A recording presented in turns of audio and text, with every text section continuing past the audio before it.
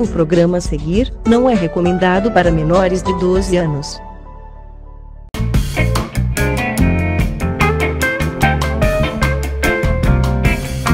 Oferecimento Giasse, pequenos preços, grandes amigos.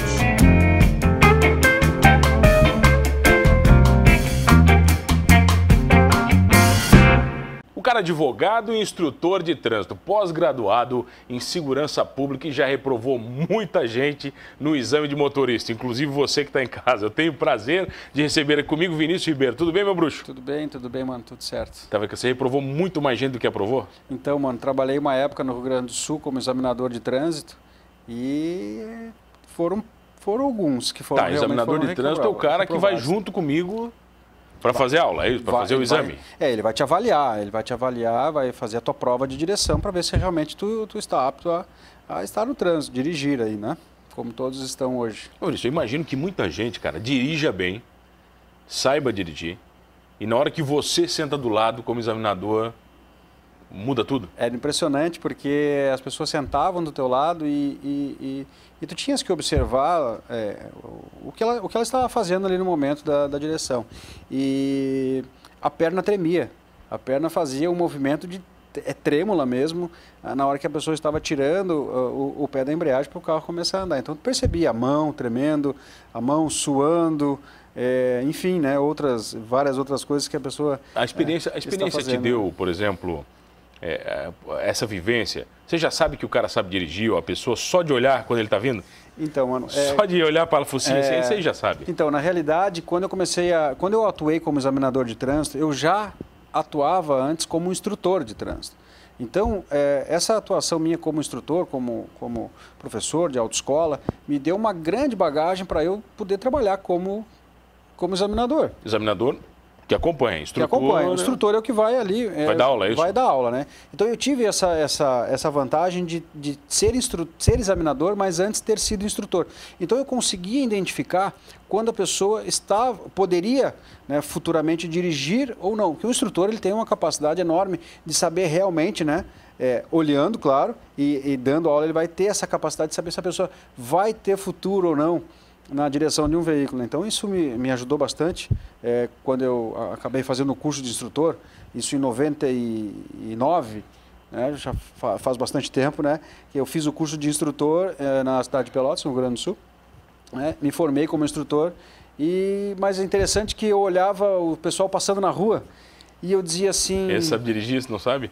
Até tu olhava assim, mas não com essa ideia ainda, porque eu, na realidade, eu não sabia o que era ser instrutor.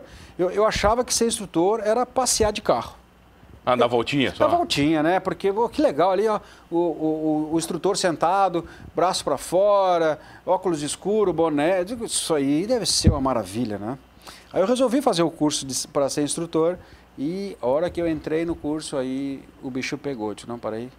Alguma coisa, eu estou no lugar errado, ou eu tenho que mudar meu conceito de que é ser o que é ser instrutor. E eu percebi isso muito mesmo no primeiro dia que eu dei a aula. Primeira aula que eu fui dar, eu lembro, era um Gol verde, 96, quadrado, que eu sentei no banco do motorista ali, nós temos pedal, duplo, embreagem. Você pode interferir. E freio, temos Se freio e embreagem. Cagada, você... A gente resolve o problema, tanto colocar a mão no volante, enfim. E uma senhora sentou do meu lado e eu disse para ela, a senhora pode ligar o carro e vai.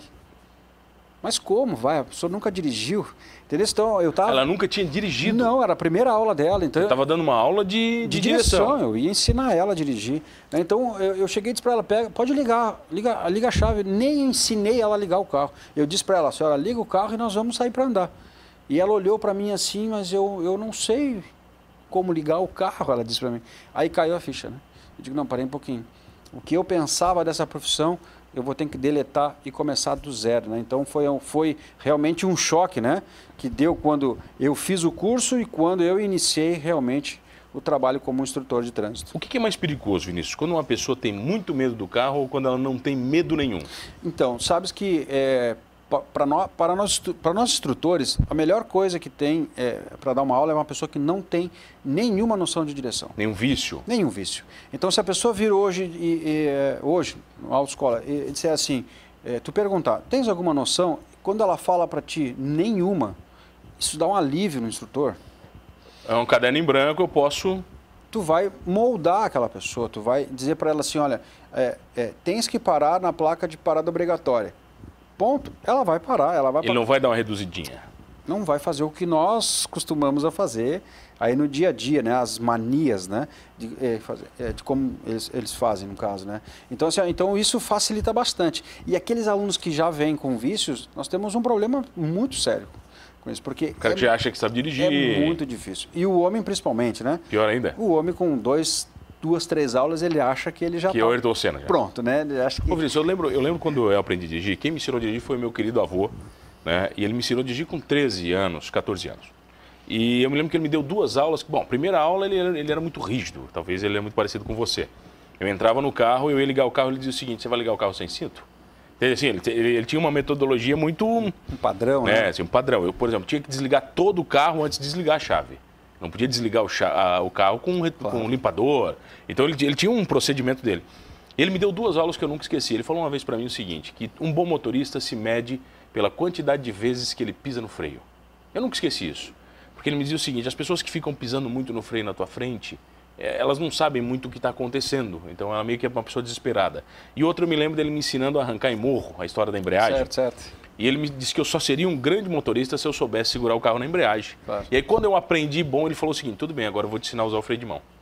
Entende? Certo. Quer dizer, numa evolução de realmente você entender do veículo como um todo, de ter controle. Acontece muito isso?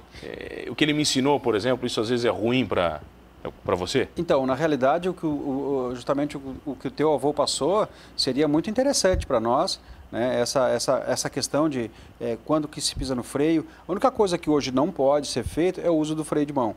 Ele tem que sair tem que arrancar, ele tem que aprender a arrancar o carro. Se ele for sair numa rampa, ele vai ter que sair com os pedais ali. Se ele puxar o freio de mão, você reprova? Então, na realidade, o examinador, quando ele está ali no teste de direção veicular, ele está vendo a capacidade do aluno ter de fazer certos tipos de manobra. E essa questão de usar o freio de mão, eu vou dizer bem sincero mesmo. Dirigir, mano, para nós é fácil. Mas dirigir é uma das coisas mais difíceis que o ser humano pode fazer.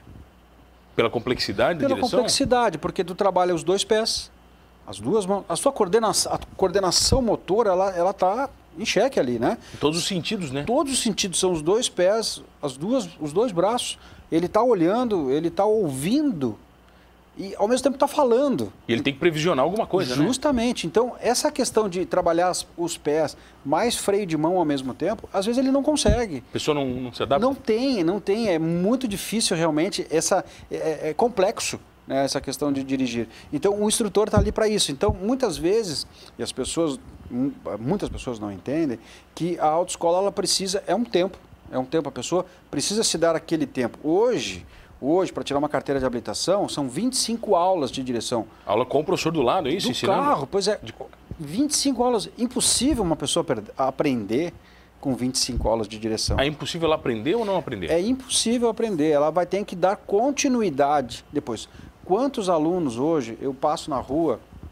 E aí, professor, tudo bem? Eu perguntei, está dirigindo? Não, nunca mais dirigi. Só fiz as 25 aulas? Só fiz as aulas e depois eu não fiz mais, não andei mais. Então, isso aí vai acabar tornando o quê? Que ela vai retroagindo. Ela vai ter que reiniciar uma educação novamente para que ela consiga dirigir novamente. O que é pior, Vinícius? Você dirigir, por exemplo, uma cidade muito movimentada ou uma cidade que não tem ninguém? Então, esse é o grande problema. E eu entro em outro detalhe também importante, que as pessoas não têm muita paciência com carro de autoescola. No trânsito, principalmente. Que deveriam ter. Sim, imagina, 6 horas da tarde, um carro de autoescola andando na Avenida Centenário. Já pensou? Cansei de escutar. Sabe o que eu faço, Vinícius? Eu vou para outro lugar, cara. Passa longe. Não, passo longe. Eu não quero nem passar perto da autoescola. Até porque você pode mesmo. deixar nervoso quem está dirigindo, não é verdade? É isso aí. A gente sempre diz assim, ó, passa longe, deixa o carro de autoescola distante. Porque ali, 2 coisas importantes, né? E eu sempre escutei. O que tu está fazendo aqui? Tu era para estar no meio do mato andando com esse aluno. Eu digo, mas pensa comigo, vamos lá. Primeiro, pode ser teu filho que esteja ali, teu parente, que está aprendendo a dirigir. Segundo, ele tem que estar ali. Um dia ele vai estar ali. O ambiente dele é ali, né? Isso, mas assim, ó, o que a gente diz? Então primeiro, o que os motoristas mais que estão aí hoje, eles entendem que eles têm que treinar num lugar onde não tem movimento, depois, quando ele pegar a carteira, ele vai para o movimento. Não, está errado. A autoescola serve para isso, né? O instrutor está ali para isso, para treinar aquele procedimento. Tanto é que quando eu dava aula, eu entrava nos estacionamentos do supermercado, às vezes eu era corrido pelos segurança, sim, porque imagina, o dia inteiro tu entrando e saindo, né? Claro, porque eu tinha que treinar a pessoa a estacionar, porque ela vai fazer compra um dia. Na hora do rush, né? Entendeu? E tem que estar naquele movimento, naquela... Eu lembro no Morro da TV, né, que eu ia subindo, e ali tem a área de estacionamento, a área de acostamento, e eu ia subindo e parando. Para quê? Para a pessoa treinar. Justamente treinar essa... Esse arranque. Arranca e para, claro. Né? O patrão na época, enfim, né, não gostava por causa que isso danificava bastante o veículo. Mas a nossa função é essa. É realmente fazer com que a pessoa, em 25 aulas, esteja ali depois, dirigindo no trânsito. Então, é muito complexo. Então, essa função, e a gente conversa, hoje eu converso, porque hoje a gente forma os instrutores, né? Vamos falar disso no segundo bloco, sobre a formação. Okay. Eu tenho uma dúvida antes. Baliza é o demônio do mundo? As pessoas têm um medo terrível da baliza? Estacionar os carros? Então... É a pior coisa que pode ter? Esse final de semana fizemos até um treinamento na formação dos instrutores e eu ensinei eles a fazer baliza. Por quê? Porque às vezes as pessoas realmente não sabem, né? E a baliza é uma das partes mais fáceis do teste. Ela é a primeira no teste de direção e ela é mais fácil, porque ali nós temos a marcação, tem cones já marcados, né? Então há uma marcação em relação ao estacionamento. Claro, entre dois carros, isso é treino. A pessoa tem que treinar. A minha esposa também, né? Às vezes ela fica naquela dúvida se o espaço está bom, se não está. Tenta, se errar, faz de novo. Mas aí vem aquela questão, as pessoas que estão atrás não têm a paciência de... Não, mas na hora de treinar, vocês colocam um cara atrás buzinando? Não, tem que botar um cara atrás bravo, entendeu? Puto da vida, buzinando pro cara sentir o que é pressão, né? O que é a pressão, isso mesmo. Seria interessante. Tá, mas por exemplo, uma baliza, eu posso fazer ela em 4, 5 movimentos? O importante é estacionar o carro? Então, o teste de volante... Ele exige 3, não é? O teste no Detran, ele te dá a opção de 3 tentativas. Né? Ou seja, você pode tentar entrar com o carro, entrar e sair, né? Em 3 tentativas. Sendo que tu tem 5 minutos para estacionar. Ah, tá. Aí vai me perguntar, aí as pessoas me perguntam... Mas 5 minutos no centro, tu é morto, né? É morto, claro, com certeza. O cara vai passar por cima de tipo. Não tenha dúvida, né? O tempo é demais, né? Mas analisando a situação de um aluno de primeira habilitação, os 5 minutos às vezes não dá tempo. Caraca. É impressionante. Vamos falar da formação na volta? Vamos. Pode ser? Hoje aqui comigo eu tenho o prazer de receber ele, que é instrutor, advogado, o cara já ensinou muita gente, já reprovou muita gente também em teste de direção. Vinícius Ribeiro, fica comigo que eu já volto.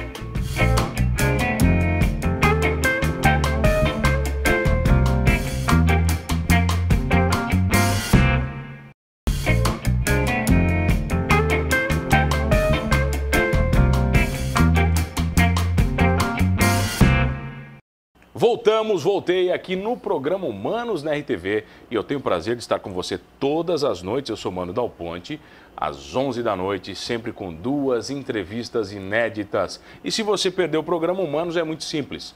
Vai lá no YouTube do Humanos Talk Show, Humanos sem H, que você vai ter todas as entrevistas na íntegra. E nas redes sociais também, vai lá, @Mano Dal Ponte, você vai achar tudo lá. Eu tenho o prazer de receber ele comigo hoje, ele que é instrutor, advogado, que mais? Pai. Você dirige bem? Não. Vinícius Ribeiro, tá? Não dirige bem? As pessoas me perguntam se eu dirijo bem. Às vezes eu coloco em sala de aula que a nossa geração ela está perdida, ela está perdida. A nossa qual? A sua ou a minha? A nossa. Eu estou incluso nisso, pô. Por quê? Porque a gente não consegue mais. Imagina só, hoje a formação de um aluno hoje, num centro de formação de condutores, ele é bem específica em regras, né? A pessoa sai dali pronta com regras. Ele tem que usar o pedal do freio antes do pedal da embreagem, ele não pode largar o carro na banguela. São várias situações que, quando ele vai para o trânsito destrói um pouco. Destrói ele. Ele não consegue manter o que ele aprendeu. Então é a mesma coisa, por isso que eu digo, né? Você dirige bem? Às vezes eu penso assim, eu acho que não, porque eu não consigo fazer... O que eu ensino? O que eu ensino. Nós temos um problema sério e os meus alunos me cobram muito disso. Os meus alunos na formação de instrutores me cobram, mas como, professor? Como que não dá? Eu digo o problema que é o trânsito. O trânsito, ele acaba tendo esses problemas. É a mesma coisa, vamos lá. Nós temos um problema seríssimo em Criciúma de faixa de pedestre. Mais de 2.000 infrações já foram feitas do início do ano para cá, de faixa de pedestre, não parar. Mas por quê? O motorista não para na faixa? O motorista não para. Quando é que eu tenho que parar na faixa? Então, a faixa de pedestre, independente de onde ela esteja, é obrigatória a parada sempre. Por quê? Porque o pedestre é mais frágil nesse mundo do trânsito. Então, a obrigação é sim. Tá, mesmo numa via, por exemplo, tipo uma Avenida Centenário, com o sinal verde, eu tenho que parar na faixa? Justamente. Vamos lá. Claro, vamos lá. Se a faixa estiver embaixo da sinaleira, não. Aí prevalece a sinalização. Agora, se ela estiver antes, muito antes, né, metade da quadra, é sim obrigação. Uma coisa interessante, por que em algumas faixas nós paramos e em outras não? Na frente do shopping ali, o Criciúma Shopping, tu botou o pé na faixa, já estão parando. Tu não precisa nem, tu está chegando na faixa. Porque a pessoa entende que ali é um movimento de pedestres ou não? É porque acostumou. Acostumou? Acostumou. Então, são essas coisas que a gente vai procurando entender. Talvez né? Quando você para na faixa e o cara está parado na faixa e não quer atravessar. Já aconteceu com Já você? aconteceu. Dá vontade de descer do carro. Não, o cara está parado no meio da faixa ali. Você, pô, o cara quer atravessar. E você para, o cara te olha assim, não quero. Só estou parando aqui, Ou simplesmente está atravessando, tu parou, está atravessando a faixa, bota a mão no bolso, tira o celular e fica parado no meio da faixa olhando o celular. Sabe o que eu acho bacana, cara? Assim, quando eu pego uma senhora de mais idade, e aí você para na faixa, e a pessoa atravessa rápido a faixa, parece que ou não sei se ela tem medo de que você vai atropelar ela, ou ela não quer atrapalhar o motorista, sabe? Justo. Parece que tem um pouco disso também. Tem pessoas que têm consciência em relação a isso, né? Eu sempre, quando passo uma faixa, eu tento ir um pouco mais rápido. Eu também, procuro sempre, porque... Se o cara está te ajudando, você está ajudando o cara, sim, né? O trânsito tem que estar o fluxo, ele não pode parar naquele momento ali, até porque foi uma gentileza. Claro, é uma obrigação, mas é uma gentileza também de que o motorista faz isso para o pedestre. Tá, Vinícius, olha só, se eu for realmente seguir todas as leis de trânsito, eu sempre faço uma cagada, né? Nós teríamos que voltar, nós teríamos que analisar o passado e hoje colocar essa questão trânsito, matéria trânsito nas escolas e começarmos a trabalhar com as crianças. Aí no futuro de 30 anos, 20 anos, a gente vai ter um resultado positivo. Eu digo isso, Brasília. Brasília é uma capital onde todos param na faixa de pedestre. E aí, quando tu me perguntasse sobre a Avenida Centenário, em Brasília são 4 faixas. Então, você imagina 4 faixas parando para a faixa de pedestre. O pedestre para na calçada, levanta o braço, todos os carros param. Isso foi feito como? Um trabalho diário, maçante, de quê? De que as pessoas respeitassem a faixa de segurança. Baseado em educação e a repreensão também. Justamente. Não foi só pelo amor. Não, teve a repreensão, sim. O que a gente às vezes não concorda é primeiro vir a punição para depois vir a educação, como eles queriam, né? Eles queriam punir o pedestre que não atravessasse na faixa. Como? Com multa. Mas como? Como que nós vamos autuar um pedestre antes de educá-lo? Não existe educação para o pedestre. E por que não existe? Porque essa educação tem que vir lá na escola. Até porque senão vai ser uma punição isolada, né? Com certeza. Você pune um cara aqui agora, isso não vai replicar? São várias coisas que acontecem hoje nesse sistema do trânsito, de infrações, enfim, que a gente fica pensando, mas por que desse jeito? Por que não pode ser de outra forma? Tá, né? Vinícius, e o celular, cara? O celular é um mal do século no trânsito? Ontem até eu brinquei que nós estávamos ontem, enfim... No programa do Debate Aberto, e eu brinquei com o Denis, celular e microfone também já não combina mais, porque de repente tu vai acabar errando. Agora o celular virou uma das infrações mais cometidas pelos motoristas. As pessoas não conseguem mais se desligar do celular. Por quê? Porque é o instrumento de trabalho. Só que há dados, né, inclusive, que você desbloquear o celular e ler, você vai andar mais de 60 metros. Sem ver nada. Sem ver nada. Às escuras? Às escuras. Então, o celular ele vem causando vários acidentes, é uma das causas maiores de acidentes que nós temos hoje ali, tá? É o uso, né? Na realidade, mano, é importante esclarecer que não é o uso, além do uso, é o manuseio. Então, ou seja, eu não preciso estar falando ao celular. A lei nem fala isso. A lei não fala... manusear o aparelho. Manusear ou usar o aparelho. Ou seja, então, tu está com ele na mão, né, já corresponde a uma Então, infração. Vinícius, e o viva voz do carro? O quanto atrapalha? Então, o viva voz ele não tem nada que proíba o uso do viva voz. O grande problema, a não ser, claro, o carro ele já conecte automaticamente. Agora, você ir no celular para conectar, esse é o manuseio. Você está usando, normal. Então é complicado a gente realmente fazer essa interpretação. Mas o viva voz no carro, não há nada que proíba o uso, né? Então, o que define um bom motorista? Então, Se você fosse classificar esse cara é um bom motorista. Sabe que é interessante isso? As pessoas dizem assim para mim.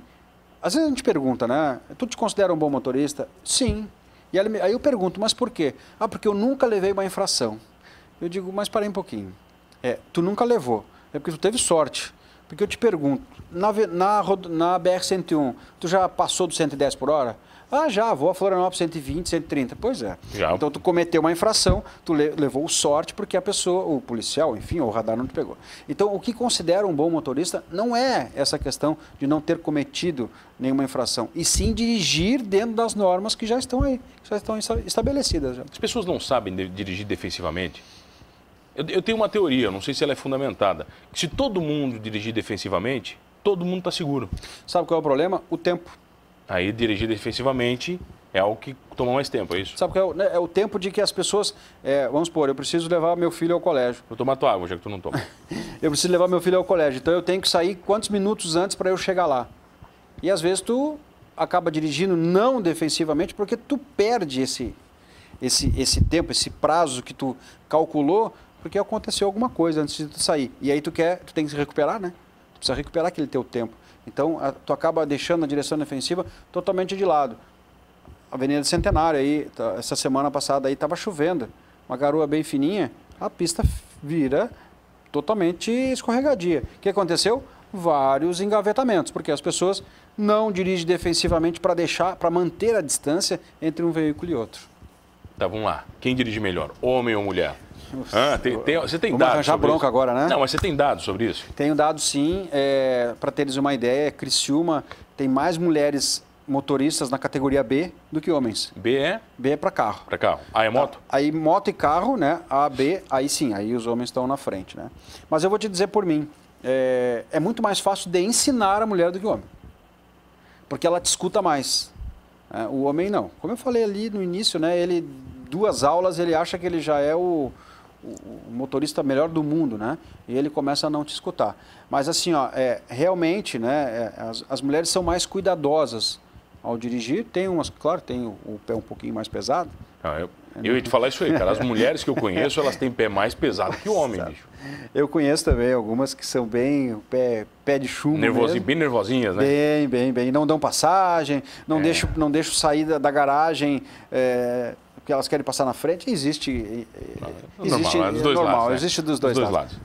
Vamos ficar no meio. Mas acidente tem algum dado que coloque? Eu acho que é meio a meio também, não tem muito...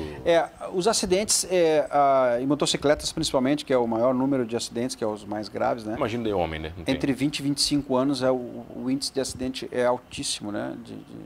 De problemas que aconteceram na motocicleta. Você está falando de moto, uma curiosidade. A moto não pode andar no corredor porque ele não existe. Então, isso é um problema muito sério. Não tem uma faixa de corredor, né? Vamos lá.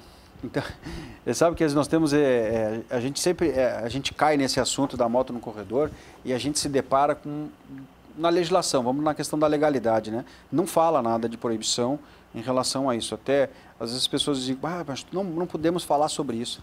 Na realidade, o que há é uma questão de direção defensiva, né? De colocar o veículo em movimento em relação aos que estão juntos, né? Ali. Mas a única coisa que existe é a questão da bicicleta, que é 1,5 metro que o motorista tem que deixar a distância. O resto não fala, né? Então nós temos sim esse problema, até cidades maiores como São Paulo e Florianópolis, eu vi agora, que os motociclistas eles passam no meio e na frente tem um espaço só para eles. Para que eles fiquem ali já para depois já... Para acumulado, o pessoal para longe, né? De uma faixa, por exemplo, já para eles se e para eles ficarem tudo aglomerado ali, né? Irem antes, né? Irem antes já sair. Isso é comum. Tá, Vinícius, vamos lá. Eu quero algumas dicas para o cidadão que está em casa vendo a gente agora, que ele não cometa erros básicos no trânsito. Quais são? Primeiro, tome conta do seu tempo. Importante. Ou seja, eu tenho um compromisso às 14 horas e eu tenho que fazer um cálculo desse tempo para que realmente eu não precise deixar a direção defensiva de lado. Segundo passo, respeitar as leis de trânsito. Elas estão aí por algum motivo, né? A gente precisa respeitar. Outra coisa importante, mano, também, nós deixamos o trânsito sempre em segundo plano. Sairemos daqui agora. Eu e tu vamos sair daqui agora, o que nós vamos fazer? Nós vamos pegar o carro e vamos para o trânsito.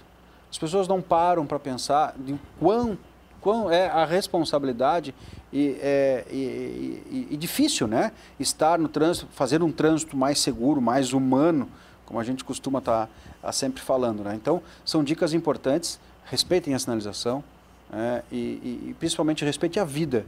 Isso é mais importante, né? Porque há dados de que em 2030 nós teremos de 20 a 50 milhões de sequelados no trânsito. Devido ao acidente de trânsito. No mundo devido ao acidente de trânsito. Bruxo, se alguém quiser virar instrutor, te procura? Pode me procurar. Vamos lá. A escola Center Camp está ali na Próspera, anexo ao posto São Pedro, ali atrás do terminal. Eu sempre achei que instrutor era um cara poderoso, cara. Sabe assim, aquele cara que dá aula, aquele cara poderoso, assim, não precisa nem dar bom dia. O instrutor tem muitas histórias para contar, né? E você vai ter que voltar para contar a história do instrutor. Contar a história, né? Porque essas histórias são interessantes, são boas para dar uma boa risada, né? Tem gente que imagina que faça 20 aulas e não passe.